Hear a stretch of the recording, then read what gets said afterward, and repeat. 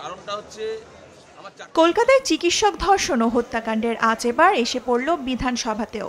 মঙ্গলবার ধর্ষণ বিরোধী অপরাজিতা বিল পেশ করে রাজ্য সরকার।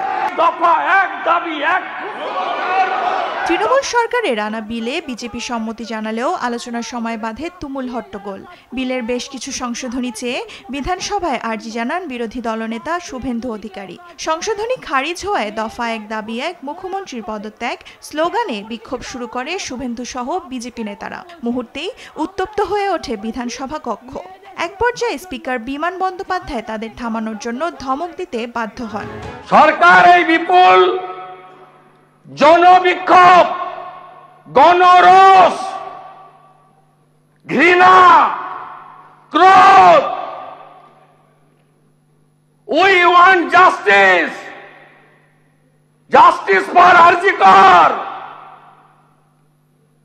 এই জায়গা থেকে ইস্যু ডাইভার্ট করতে চাইছেন আপনারা। নারীদের নিরাপত্তা নিশ্চিত না করতে পারায় প্রধানমন্ত্রী নরেন্দ্র মোদীকে জাতীয় লজ্জা হিসেবে আখ্যায়িত করেছেন মমতা বন্দ্যোপাধ্যায়। অবিলম্বে তার পদত্যাগের দাবি জানান তিনি।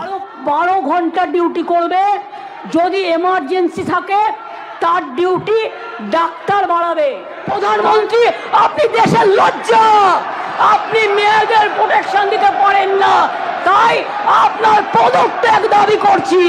পাশ হওয়া এই বিল নিয়ে তুমুল সমালোচনা করেছেন অভিনেত্রী স্বস্তিকা মুখার্জি।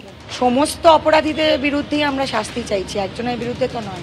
12 ঘন্টার পরে কি তাহলে আমরা বাড়ি থেকে বেরোবো না? বা কোন 12 ঘন্টা এটা কি সকাল 6টা থেকে 6টা, নাকি সকাল 10টা থেকে রাত্রি 10টা, না দুপুর 2টো থেকে রাত্রি 2টো?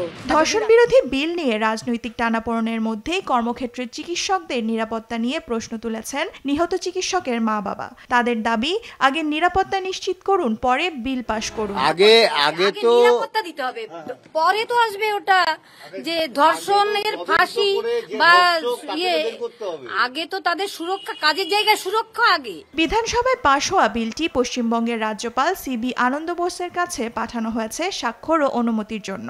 আইন অনুযায়ী রাজ্যপাল ওই বিলে সম্মতি দিলে তবেই সেটা দিল্লিতে রাষ্ট্রপতির কাছে পৌঁছাবে এবং রাষ্ট্রপতির সম্মতির পরে বিলটি পরিণত হবে রাজ্য আইন হিসেবে। দেওয়ান মুবাশশিরা হোসেন, নিউজ ডেস্ক, দেশ টিভি।